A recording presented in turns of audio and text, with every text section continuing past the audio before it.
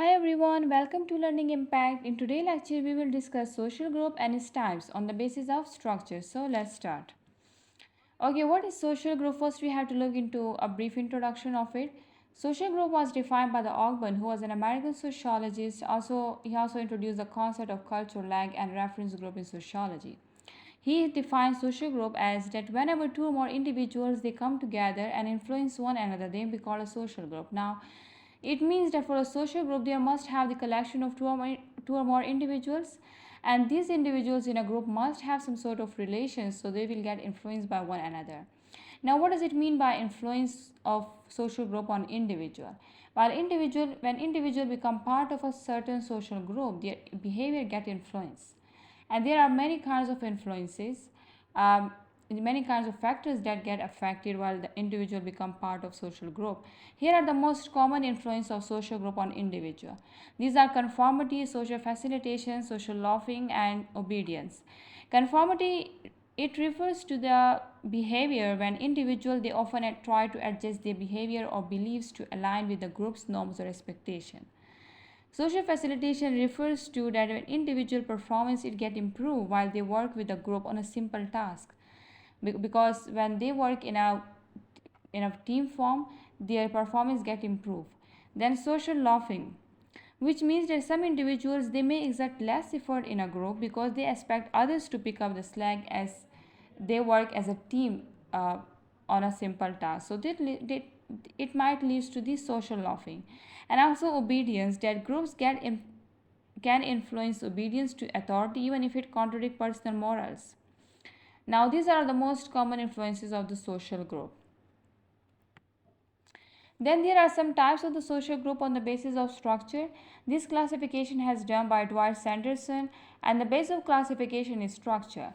Structure refers to the regularities, norms, also the emergence, roles and relation that form within a group over time. So this structure means how the group emerge, what are the regularities, what are the norms, roles, and also what is the relation that form within a group over time. So these all are about the structure of the social group.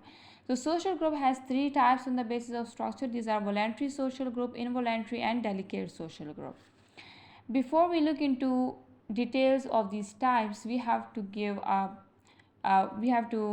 get through a brief introduction or brief biography of Dwight Sanderson, that who was he and what was his contribution to sociology. Okay, Dwight Sanderson, he was an American sociologist. He got doctorate from Chicago University. He was also the 32nd president of the American Sociological Society. American Sociological Society is actually it's a non-profit organization which actually work on sociology. And the first president of this society was Lester Frank Ward. Dwight Sanderson was the 32nd president of this association. He was also a professor in the rural sociology. Rural sociology actually it is a study of the social life in a rural areas. He also published two textbooks in entomology. Entomology is the study of insects and how these insects are related to humans. So he was also interested in insect studies, and also he wrote several books on rural sociology as we discussed. So this was a brief introduction of Dwight Sanderson. Now we have to look into his classification of social group. He classifies social group on the basis of structure into three types: voluntary, involuntary, and delegate social group. As its name indicates, voluntary social group means that individual has a choice. Either they want to join this group or to leave this group. In case of the involuntary, it is not under the control of an individual. For example, my family, I am a part of that social group. This social group is not something that has been assigned to me according to my choice or will. It is something involuntary social group which is by birth. While in case of the delegate social group, which is either elected by the people or either by the government to to present the perspective on behalf of people or either behalf of a country. For example, the parliamentarians, they are elected by the people of a country through voting. So these are the delegate social group. Now we have to look into deep differences of these three types. Difference between voluntary, involuntary, and delegate group, they are different from each other through these aspects. First is the definition. Voluntary group can be defined as the group in which individual they actively choose to participate. It means that individual has the option of choice, either they want to join or not. So they have the choice that's why it is called voluntary, which is under the control of an individual, which is according to a will of the member of the group. Now, for example of the voluntary group could be like, for example, an individual they join people who are watching a game in a playground. They become part of that social group. Also, for example, an individual who become a student in a particular college, and this college is according to a choice of that student. They join that college because of their will or you know wish. So this is the voluntary social group. While in case of the involuntary, it can be defined as the group in which individual become a part without his consent, without their explicit consent or choice. Means individual has no choice. For example, my age group. I am 22 now. This age group is something that has been that is dependent on the on the day I was born, in the year I was born. So it is dependent on the factors that was not under my control. So this is the involuntary social group. Now, delegate social group is the group in which individuals are appointed or designated representatives, um, and they are considered the designated representatives to act on their behalf within a specific context or organization. Now, for example, it may be, for example, the government they appoint an individual on a specific post, and also it may be the parliamentarians who are elected by the people, and it may be, for example, any group which has been selected by the government to go abroad and to represent their country on their behalf. So this is the delegate group, which is either elected by the people or selected by the government. Now, the dynamics of voluntary, involuntary, and delegate group. What does it mean by dynamics? Dynamics, it means the study or use of the process which involve when people in a group interact. Now, what are the processes that involve while people are in interaction within a specific group? In case of the voluntary, an individual has strong bonds which is based on a shared interest, and also there are voluntary participation which foster a sense of unity in a group, because the individual they are part of a specific group. It may be because they have some bonds, or they may have some shared interest. For example, hiking group. In case the hiking individual they all have same hobby, that's why they all have the same interest, so they form a sort of social group. Also, book club, in which individual they share their experience of what they have read in their books. So it also showed that they have the shared interest. So on this base the group form. While in case of the involuntary social group, there may be possibility of the conflicting values and personalities, because it is possible that the involuntary social group it faces challenges which may be related to differences in values or personalities. It may arise, or maybe because that it and the core factor, the core reason behind this, that the membership is not a matter of choice in case of the involuntary social group. For example, my sex group, that I am girl, it's my gender. Now it is involuntary social group. If I like or dislike the gender, I have been assigned this social group by birth. Now, for example, an individual, the family group of an individual, that they are part of the specific family.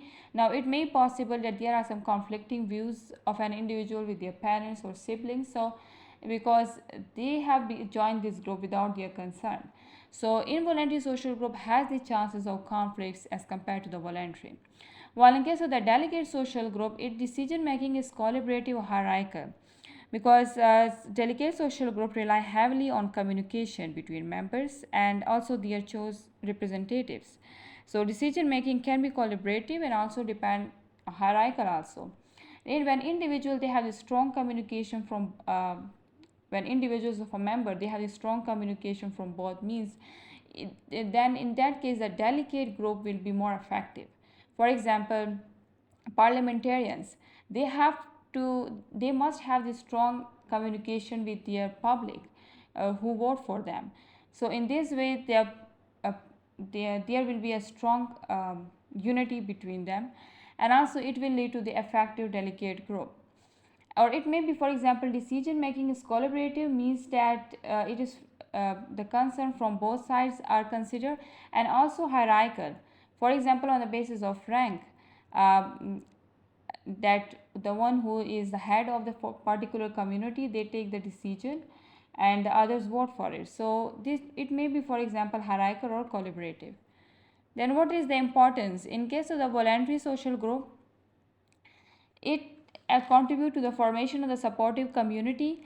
Supporting community actually refers to the type of community which help you while you are in need, and they also celebrate while you are happy. So in case of that, these supportive communities can be formed on the basis of hobbies and shared interests. For example, an individual, they join book club or hiking group, as we discussed. An individual join people who are watching game in a playground. So they all have the similar interests. They show a sense of warm welcome to each other. While in case of the involuntary social group, it actually provide a framework from the family structure, because not only for the family structure, but also for the diverse social environment, because an individual where he is born, it is not under his control, so he has to cope with the challenges that is related to a social life by himself. So this is the involuntary social group. And in case of the delegate social group, they represent interest and views of government. It play a crucial role in representing interest and views in government, organization, or specific context. For example, we elect the people who are parliamentarians, who make laws for our country. So they actually represent the interest of the people or the public. If they do not reflect on what they have promised, so the people will not vote for them. So they have to consider the interest of the public while they make decisions. Then examples. In case of the voluntary group, as we discussed, the example could be book club. You join, an individual join the book club by his choice. Hiking group, and also other examples like individual become a student in a particular college. Now the college is a choice of an individual. While in case of the involuntary, it may be sex group, an individual gender base, it may be age group, family group, also tribe group, clan group, or classmates. And it is a choice of an individual to join a particular college, but the classmates are not according to a wish of an individual. It is involuntary social group. If a child is a part of a particular class, what kind of classmates would there be? This is not under the control of a child. So that social group is the involuntary social group. While in case of the delegate group, it may be political parties, it may be labor union, etc. Parliaments are also a group of experts when they send to another country to discuss an issue on behalf of a country. And labor union actually refers to the organized association of workers who are often in a trade or profession, and they perform to protect and their rights and interests, a trade union. So this was all about the voluntary, involuntary, and delegate social group. This was the end of our lecture. Thank you so much for watching. Leave your questions in the comment section below, and like, share, and subscribe our channel for latest lectures. Thank you.